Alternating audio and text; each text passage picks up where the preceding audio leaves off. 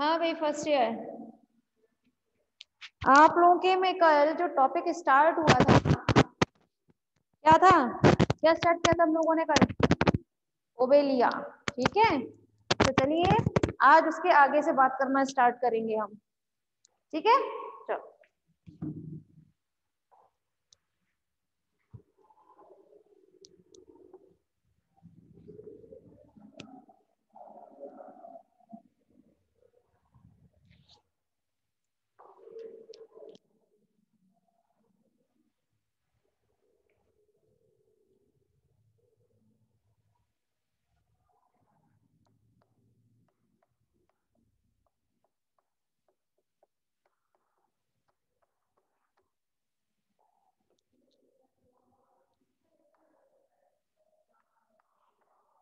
Obelia की क्या खासियत बताई थी कि ये बहुस्वरूपता प्रदर्शित करते हैं। बहुस्वरूपता मतलब इसमें क्या क्या प्रेजेंट होते हैं? पॉलिफॉर्म, मेड्यूसा, या फिर इसको हम हाइड्रेंथ के नाम से भी जानते हैं पॉलिप को, है ना, एंड ब्लास्टोस्टाइल। ठीक है ना, ब्लास्टोस्टाइल आज ड्रॉ किया जाएगा आप लोगों के सामने डायग्राम। तो चलिए देख लेते हैं हम।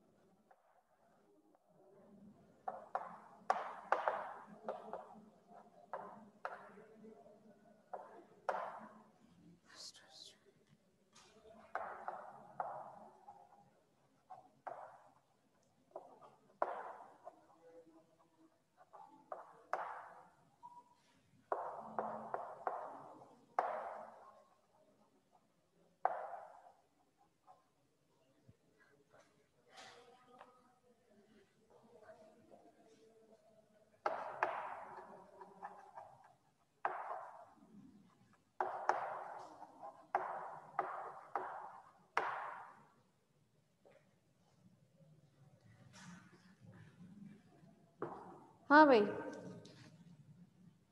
अब थोड़ा ध्यान दीजिएगा। फर्स्ट ईयर, यहाँ हम बात कर रहे थे कल ओबेलिया के बारे में, ठीक है। तो ओबेलिया जो है जंतु, वेरी गुड आफ्टरनून। हाँ भाई, ये ओबेलिया जंतु जो है वो हमेशा किस में रहता है? निवह में रहने वाला जंतु होता है, यानी कि निवही जंतु है। अब क्वेश्चन यहाँ पर ये अराइज होता है कि निवही मतलब क्या होता है? निवही मतलब कॉलोनी, ठीक है। तो ये ओबेलिया जो है वो कहाँ रहता है? एक कॉलोनी में रहता है, ठीक है ना। ये यहाँ पर जो ड्रॉ किया गया है इसकी पूरी कॉलोनी ड्रॉ की गई है, इसीलिए इसमें आपको मेड्यूसा भी नजर आएगा, पॉलिप भी नजर आएगा, हाइड्रेंथ भी नजर आएगा, ब्लास्टोस्टाइल भी नजर आएगा, ठीक है ना। यही कल बताए थे बहुस्वरूपता में नाम, है ना। देख सकते हैं यहाँ पर ये आपके क्या है? मेड्यूसा बर्ड है। क्या है? Medusa bird.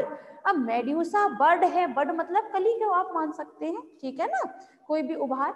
तो मेड्यूसा बर्ड से बाद में क्या बनेंगे? मेड्यूसा बनेंगे। तो एक रूप तो ये हो गया आपका। एक होता है हाइड्रेंथ, है ना, कल बताया था हाइड्रेंथ के बारे में आपको, ठीक है। हाइड्रेंथ कहिए या इसको कभी कभी पॉलिप के भी उससे बोलेंगे, ठीक है। क्यों बोलेंगे बाद में बताया जाएगा रीजन। ये होता है आपका ब्लास्टोस्टाइल, ठीक, जिसमें मेड्यूसा बर्ड प्रेजेंट रहते हैं। अब चलिए, अब हम बात कर लेते हैं इसकी कॉलोनी के बारे में। तो क्लास जब हम बात करें ओबेलिया के बारे में, तो ओबेलिया जो है वो अपने आधार से जिससे चिपका रहता है, ओबेलिया कॉलोनी जो है किसी आधार से चिपकी रहती है, उसे हम कहते हैं हाइड्रोराइजा। क्या नाम दिया जाता है? हाइड्रोराइजा के नाम से इसे हम जानते हैं। ये हाइड्रोराइजा जब थोड़ा ऊपर की तरफ बढ़ता है तब ये जो आप संरचना देख रहे हैं यहाँ पर, ये स्ट्रेट में वर्टिकल, ठीक है, इसे हम बोलते हैं हाइड्रोकैलस के नाम से। क्या बोला जाता है इसे? हाइड्रोकैलस के नाम से जाना जाता है। ये ओबेलिया कॉलोनी जो है इसके ऊपर एक आवरण रहता है, थीका, बताया था ना, एक आवरण रहता है जिसे हम थीका बोलते हैं। लेकिन इसका जो आवरण होता है उसे हम उसे क्या बोलते हैं? पेरिसार्क के नाम से जानते हैं। किस नाम से जानते हैं? देखिए, पेरिसार्क के नाम से जाना जाता है, ठीक है। पेरिसार्क मतलब ये एक सीनोसार्क के ऊपर का आवरण है। पेरी मतलब हो जाता है आपका आवरण, ठीक है। वहीं अगर हम सार्क की बात करें तो सार्क मतलब ये अंदर की, आप ये पूरा देख रहे हैं कि स्ट्रक्चर पूरा होल, कि मैंने डबल लाइन जो की है ना, इसे हम क्या बोलते हैं? सीनोसार्क। क्या कहा जाता है? ये रहा सीनोसार्क, ठीक है। तो सीनोसार्क के ऊपर के आवरण को हम क्या कहते हैं? पेरिसार्क के नाम से जानते हैं। समझ में आ रहा है? वहीं अगर हम बात करें आपके ओबेलिया कॉलोनी के बारे में, तो इसमें जगह जगह कुछ वलय उपस्थित होते हैं, ठीक है। ये जगह जगह क्या उपस्थित होते हैं? कुछ वलय उपस्थित होते हैं। अब चूंकि ये वलय अब किस में उपस्थित होंगे? पेरिसार्क वाले एरिया में उपस्थित है, ठीक है ना। पेरिसार्क को भी तो आप क्या बना हुआ है? इससे घेरे बने हुए, रिंग बनी हुई है। तो इसीलिए इन घेरों को हम एक नाम देते हैं जिसे कहते हैं पेरिसार्कल एन्यूलाई। क्या कहा जाता है? पेरिसार्कल एन्यूलाई। अब इसका मतलब समझिएगा क्लास, पेरिसार्कल क्यों कहते हैं? क्योंकि ये पेरिसार्क जो है, आवरण जो है, ठीक है, उसके बने हुए वलय हैं। वलय समझते हैं आप? नहीं समझते? नहीं समझते बताया करो जल्दी, ठीक है। वलय मतलब रिंग। अब रिंग समझ में आती है? अगर मैं ये सोचो, ये आपकी कोई ओबेलिया कॉलोनी है, इसके चारों ओर मैं कोई एक रिंग बना दूं, ठीक है ना, किसी एक आवरण से ढकने के बाद अगर उस पर रिंग बन जाएगी, तो वो रिंग जो है उसे हम हिंदी में वलय बोलते हैं और इंग्लिश में रिंग के नाम से बोलेंगे, ठीक है। और इसे हम एक टर्म और देते हैं, रिंग को, रिंग समझते हैं ना आप लोग, अब छल्ले, तो उसे हम एक नाम और देते हैं, उसे बोलते हैं एन्यूलाई। एक्चुअली हम लोग अब साइंस के स्टूडेंट हैं, तो अभी रिंग वगैरह जैसे शब्द ये इंग्लिश के लिए होते हैं। साइंस के स्टूडेंट्स को जनरली आप लोग रिंग को एन्यूलाई ही पढ़ेंगे। आगे भी आप जब स्टडी करेंगे ना, तो ऐसे शब्द जहां पर ये रिंग लाइक स्ट्रक्चर, वलय नुमा संरचना उपस्थित होगी, तो उसे आप क्या बोलेंगे? एन्यूलाई के नाम से बोलेंगे। इसीलिए इसे हम क्या बोलते हैं? पेरिसार्कल एन्यूलाई। समझ में आया? ठीक। वहीं अगर हमने कल बात की थी कि ये अपने पोषण के लिए, अपने न्यूट्रिशन के लिए ओबेलिया कॉलोनी किस पर डिपेंड रहती है? ये हाइड्रेंथ पर डिपेंड रहती है। किस पर डिपेंड रहती है? हाइड्रेंथ पे। अब ये हाइड्रेंथ पर डिपेंड कैसे है समझिएगा। आप देख सकते हैं इसके ऊपर टेंटिकल्स लगे हुए हैं, है ना? क्या लगे हुए हैं? टेंटिकल्स। टेंटिकल्स पर एक स्पेशल टाइप की कोशिकाएं उपस्थित होती हैं जिन्हें हम क्या कहते हैं? Cnidoblast cells. क्या कहा जाता है? Cnidoblast sales.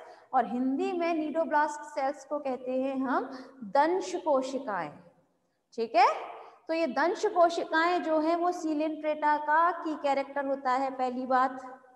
ठीक, और दूसरी बात, दंश कोशिकाओं के ही आधार पर इसे हम निडेरिया में रखते हैं। ठीक है ना? पहले हम इसको सीलेंट्रेटा के नाम से जानते थे ना, पर अब हमने सीलेंट्रेटा को दो फाइलम में अलग कर दिया है, जिसमें एक जो होता है वो आपका निडेरिया होता है। ठीक है, तो निडेरिया को हम क्यों बोलते हैं? क्योंकि इनमें नीडोब्लास्ट कोशिकाएं पाई जाती हैं, दंश कोशिकाएं पाई जाती हैं।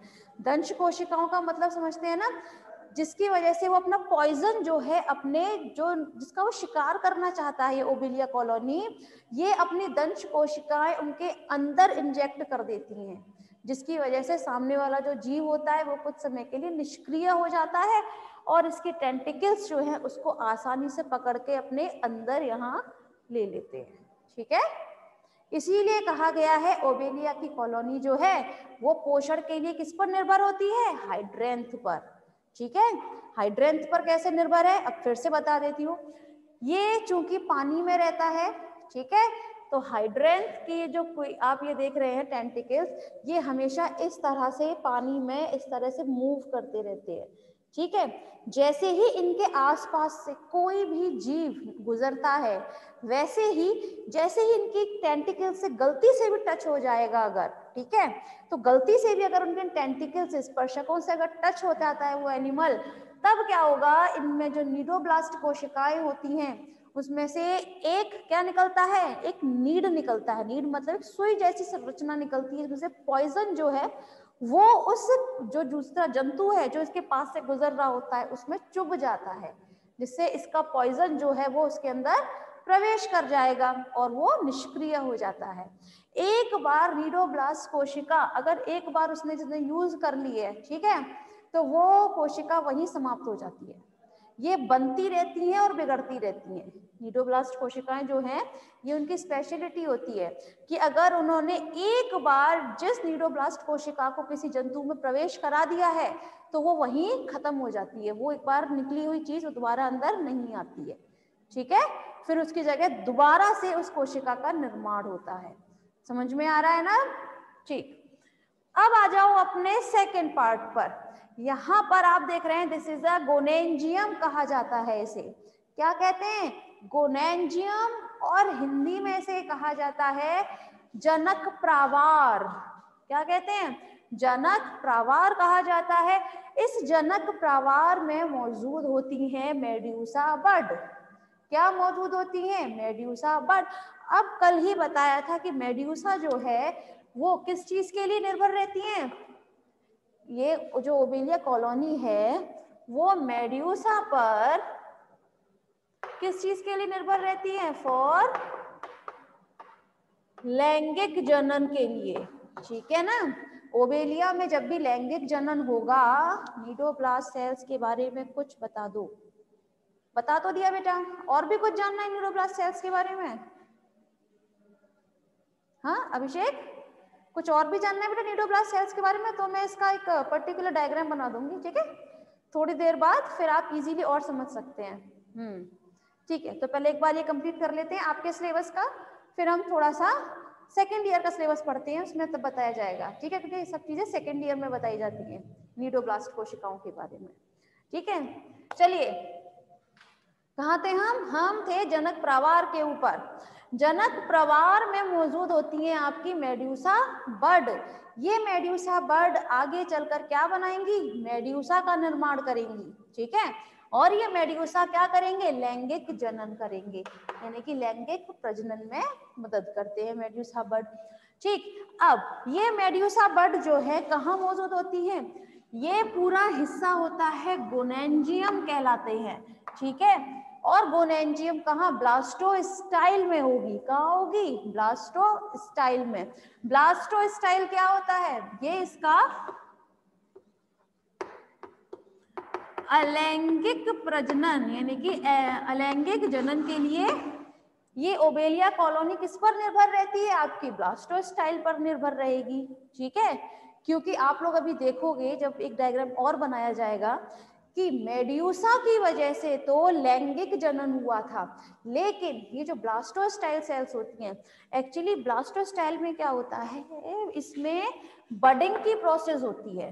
किसकी प्रोसेस होती है ब्लास्टोस्टाइल में, बडिंग की प्रोसेस। बडिंग मतलब मुकुलन की प्रोसेस होती है। मुकुलन की वजह से उसमें क्या बनते हैं, पॉलिप, पॉलिप के बाद मेड्यूसा बनते हैं वो, ठीक है ना। तो इसमें जो ये क्या कहते हैं जनन होता है वो बडिंग। बडिंग कौन सा माना गया है, मुकुलन हमेशा अलैंगिक प्रजनन की एक विधि मानी गई है। ये तो आप जानते होंगे, बैक्टीरिया पढ़ाया जाता है 12th क्लास में हमेशा। जीवाणु, जीवाणु में पढ़ाया था ना बडिंग। तो वही सब चीज किसमें आती है, आपकी अलैंगिक जनन में आती है। तो कहने की बात ये है कि ब्लास्टोस्टाइल में आपके क्या चीज मौजूद होते हैं, आपके गोनेंजियम, उसमें आपके मेड्यूसा बड। और ये मेड्यूसा बड जो है पानी में कैसे निकलेंगे, यहाँ पर एक छिद्र उपस्थित होता है जिसे हम बोलते हैं गोनोपोर।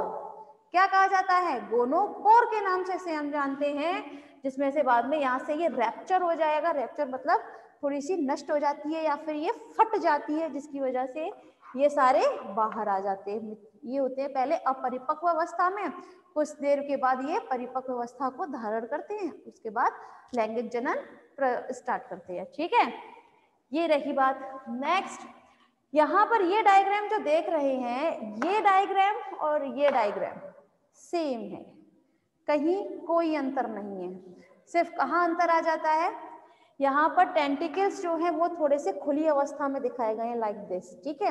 वहीं इस डायग्राम में ये कॉन्ट्रैक्टेड अवस्था में, कॉन्ट्रैक्टेड मतलब होता है इस तरह संकुचन, ठीक है ना। तो यहाँ पर टेंटिकल्स थोड़े संकुचन अवस्था में है लाइक दिस, और उस वाले उसमें फिगर में वो थोड़े से इस तरह दिखा दिए गए हैं आपको, ठीक है। लेकिन दोनों डायग्राम सेम है, इसलिए कंफ्यूज होने की जरूरत नहीं है। होप सो आप लोगों को ये डायग्राम तो क्लियर हुआ होगा, समझ में आया। ये एक बार और रिपीट करना है, एक बार और कर दूं, ठीक है। देखिए, जब हम बात करते हैं क्लास ओबेलिया के बारे में, ठीक है, एक बार फिर सुनिएगा। जब हम बात करते हैं क्लास ओबेलिया के बारे में, तो ओबेलिया जिस आधार से जुड़ा रहता है उसे हम क्या कहते हैं, हाइड्रोराइजा, ठीक है।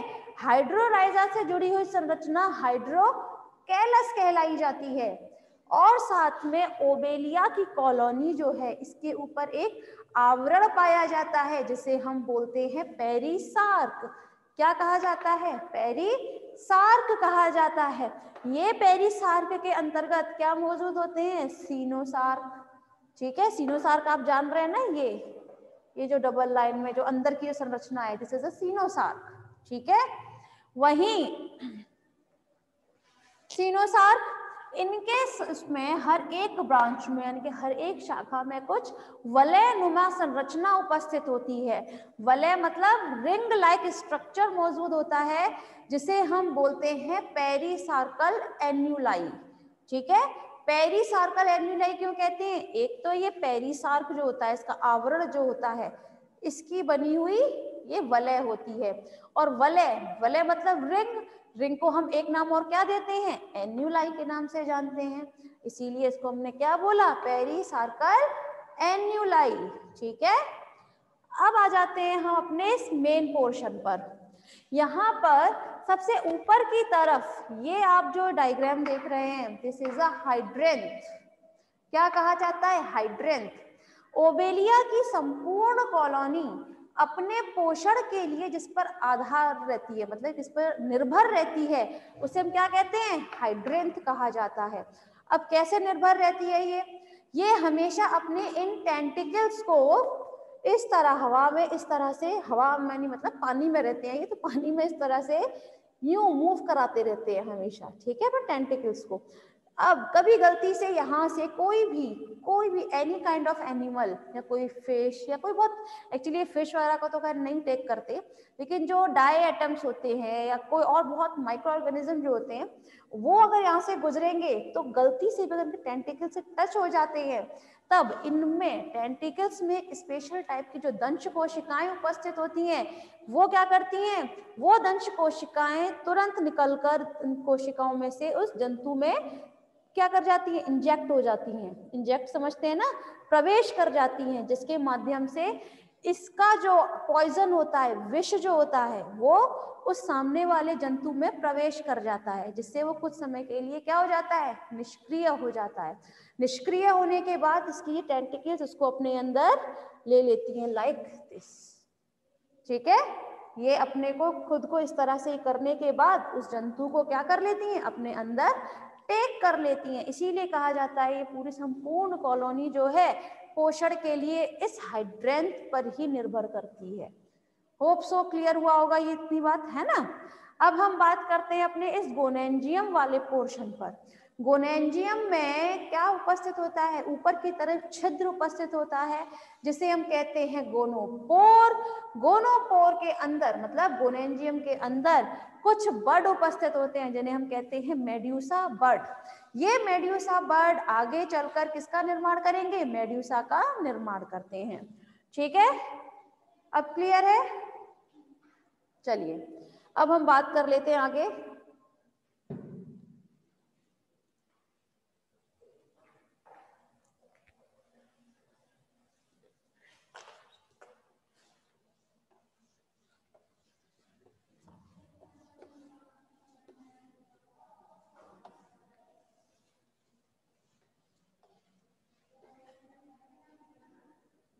Clear, good.